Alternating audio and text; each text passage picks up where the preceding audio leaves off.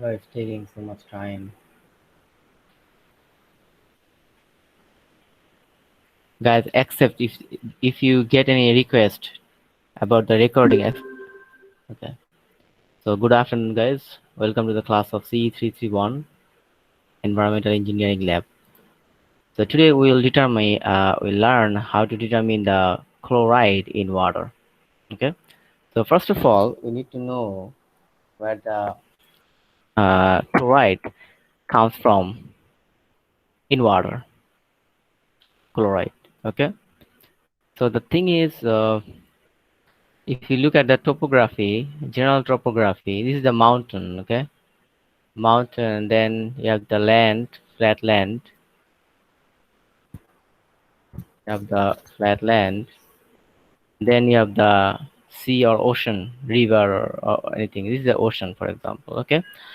Now, if you go here, that the precipitation from the cloud is there, and the water runs to this mountain and river, and then some portion also goes to the groundwater, right? Contributes to the groundwater. Can you see my slide, guys? My drawings. Yes, sir. Yes, sir. So it percolates through the soil and contributes to the groundwater. Now, if you go nearby to the ocean, so and if you have a river here, okay, then you'll see that the ocean water actually sometimes with the effect of tide, so sometimes uh, contributes to this inland water, and therefore chloride from an ocean water is rich in chloride, right? So chloride can come in there. Moreover, uh, sometimes you have water droplets, spray, not the vapor, it's a spray of water, okay, because of the turbulence and many other natural and anthropogenic phenomena. You have the spray of water, and this spray water with the blow of wind, they can come in to this inland water, and this spray of water does have chloride in it. Therefore, chloride can also come here. Okay, so spray from the ocean, that's another thing. And sometimes industrial discharge like factory and others, okay, they can also yeah, they can also have this chloride in their effluent. Okay. And yeah, so groundwater in areas adjacent to the ocean is in high. Now if you have groundwater, okay, then also this ocean water nearby to the ocean, groundwater nearby to the ocean, that can also get chloride through seepage. Clear clear Hello, guys, is it clear? Yes, sir. Yes, sir. So we are discussing that how this inland water can get chloride. What is the source of chloride in groundwater and surface water?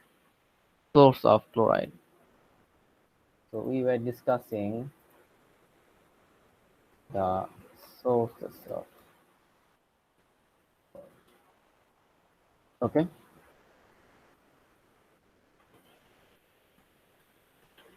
You're discussing the sources of chloride.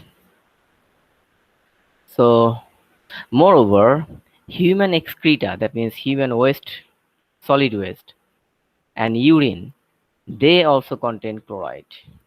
So if you have a community here, right, buildings, and if you have the sewer, this sewer which contains human waste, they also contains chloride. Okay, because chloride remains in the waste of human waste. Okay, so in a sense, chloride is also an indication of fecal contamination, because if there is chloride present in water, then you can assume that that water may also have human waste. Okay. Environmental significance. So chlorides in reasonable concentration are not harmful to human in reasonable concentration. At concentration above 2.50 milligram per liter, they gave a salty taste.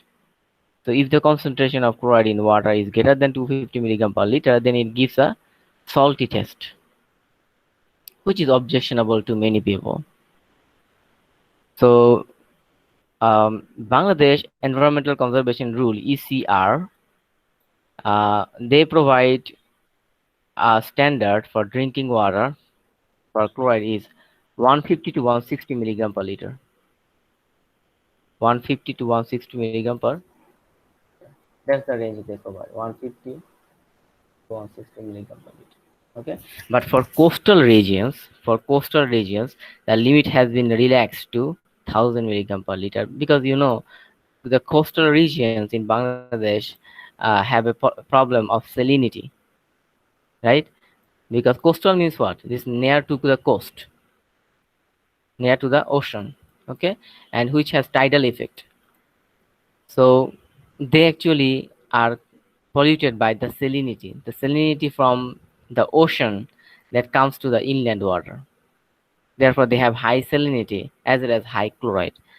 So therefore, the limit in coastal region has been relaxed up to 1,000 milligram per liter. Is it clear? Yes, sir. Yes, Okay, now there are several methods to determine chloride in water, but we will use more method. That's more method. Okay, so what we do in more method is this. In more method, the chloride of the sample is determined by titration with a silver nitrate solution, AgNO3, silver nitrate solution. So what we do is this. If we have a sample of water, okay, we add silver nitrate. Okay, and if you have chloride here, what happens that when you give silver nitrate, it gives you silver ion and nitrate ion in water, right? It gets dissolved. Now this silver ion reacts with chlorine. This silver ion reacts with chlorine to give you silver chloride. The silver ion reacts with chloride to give you silver chloride. Now this silver chloride is a solid. This silver chloride is solid precipitate. So it's a, basically you can write it like this. Uh, Solid white precipitate. Yeah, white precipitate. Clear? Clear. yes, sir. Now this white precipitate is difficult to identify using your eyes, right? So we need to indicate. You need to use an indicator to determine the end point of the titration. Determine the end point of titration.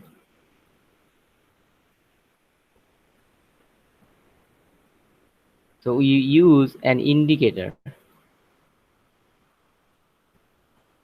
and we use what? We use here as indicator. We use potassium chromate. We use potassium chromate.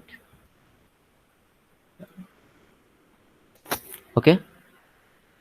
So this is +2 basically. So CrO4. So potassium chromate. So what happened that this silver and this chromate. Now you know what? Uh, if you look from the beginning, you had chloride.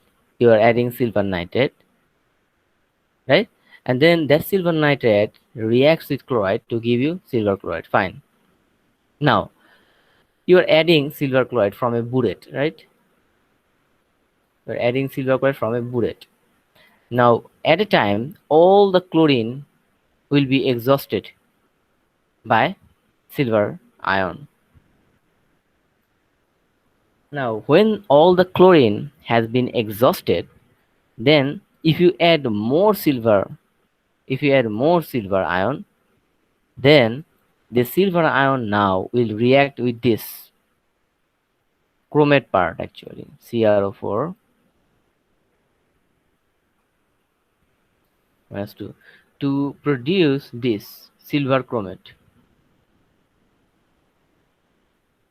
to produce silver chromate. Now this silver chromate is reddish brown precipitate. This is reddish brown precipitate. Are you following me, guys? Yes, sir. Yes, sir. So what happened, that the procedure here is this. Number one, you take the sample, you take 100 ml of sample. Oh, they took 50 ml, that's fine. You take 50 ml of the sample, okay, of the water, and then you add potassium chromate. Now remember, this potassium chromate is kind of yellow color, yellow orange type of color, okay. Okay, and this silver chromate is basically brownish or reddish brown or reddish. Okay, fine. Now you take the water sample, okay, then two, you put the indicator. How many? 5 drops, okay. Number three, from a burette you start adding silver nitrate. Now this silver nitrate has a standard guideline of concentration, and that's 0.0141 normal silver nitrate. What is this? 0.0141 normal silver nitrate. So that's what type of silver nitrate you are going to add from the burette. That's 0.0141 normal silver nitrate you're adding from the burette, okay. Now what's happening? The silver is reacting with the chloride in water and producing silver chloride, right? And producing silver chloride. Now when all the chloride will be exhausted with silver, now additional silver, this silver will react with whom? This indicator, and that indicator is that indicator is the chromate. So it will react with the chromate and give you this silver chromate. That's what I'm talking about. And this is, reddish or brown color, reddish or brown. Now your titration has already reached to the end point here. Remember, your titration, for example, your chlorine was X amount, and for X amount of chlorine, you needed maybe 10 ml of silver, 10 ml of silver with 0.0141 normal silver to neutralize all the chloride in your sample. So what is the value you need? You need this value basically 10 ml, right? Right or wrong? Right, sir. That is actually the end point of the titration. Now you need this color. How do you know that you have reached this point? You need this color to generate. Now to make this color, you need to add additional silver nitrate. In addition to this 10 ml, you need to add more, maybe 0.2 or 0.4. That's the range you need to have a visual color. That's the range of silver nitrate you need to extra in addition to 10 ml, you need extra zero point 0.2 and zero point 0.4 ml silver, which will react with chromate to give you to form this and give you the red and brown color. That point you will know, okay, you are ahead of your titration point, right? Now in your burette, what for, if you need zero point 0.2 ml for example, in your burette you will see what reading in your burette you will see 10.2 ml. But is this the correct reading? Huh?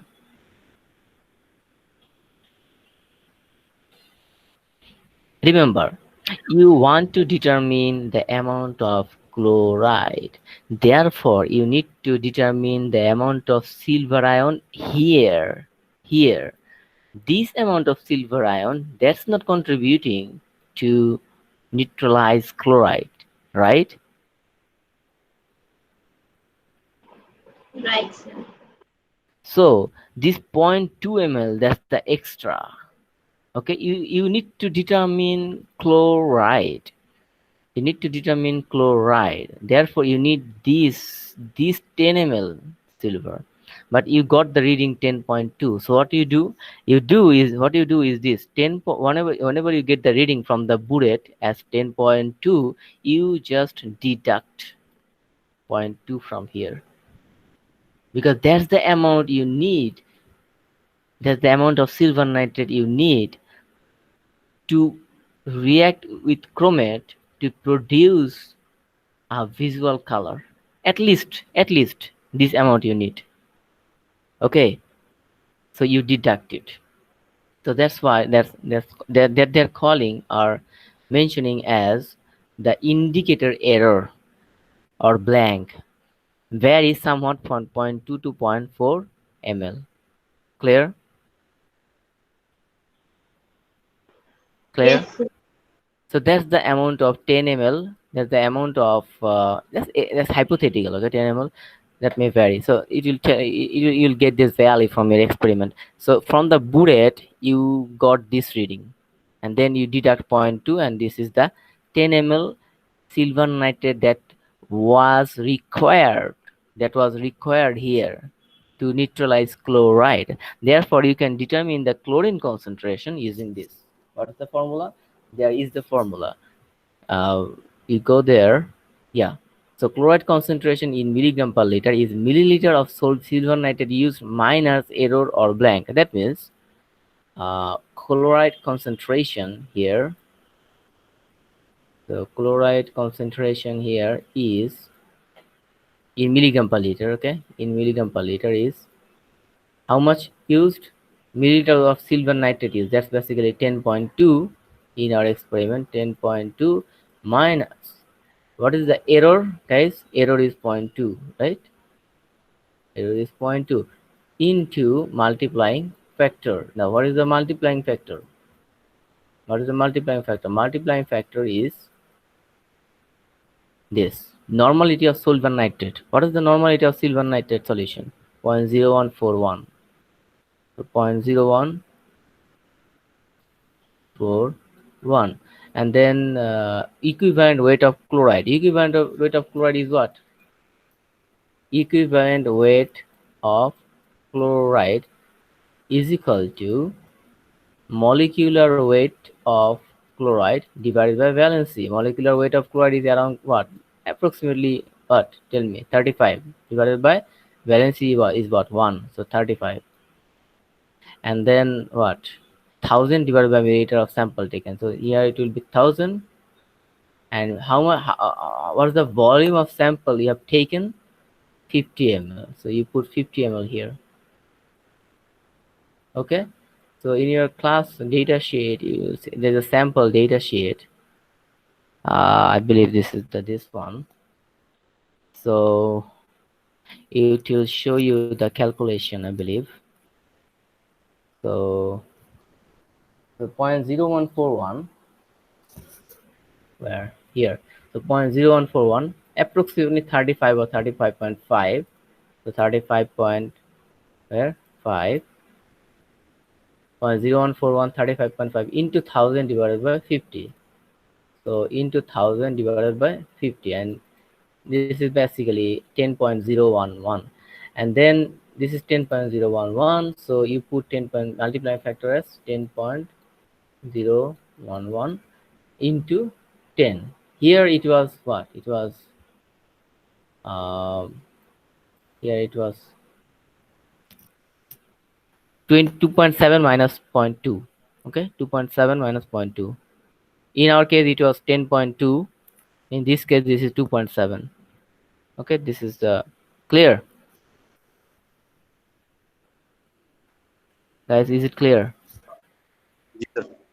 Ji, sir. Initial bullet, final bullet, volume of zero. So this minus this 2.7 is 10.5 minus 7.8. So chloride concentration is 25.03, 25.03. You know, here you don't need four digit. Up to three, up to two digit is good enough.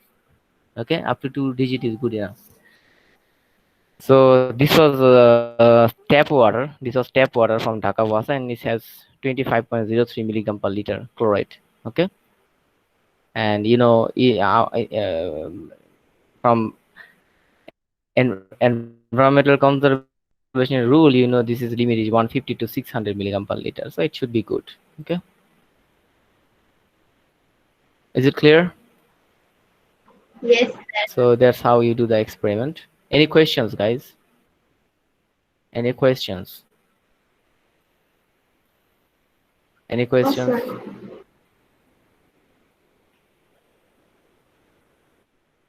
Okay, if you don't have any questions, then that's the lecture. I'll end the lecture here. Thank you very much for attending the class. Have a good one and stay safe.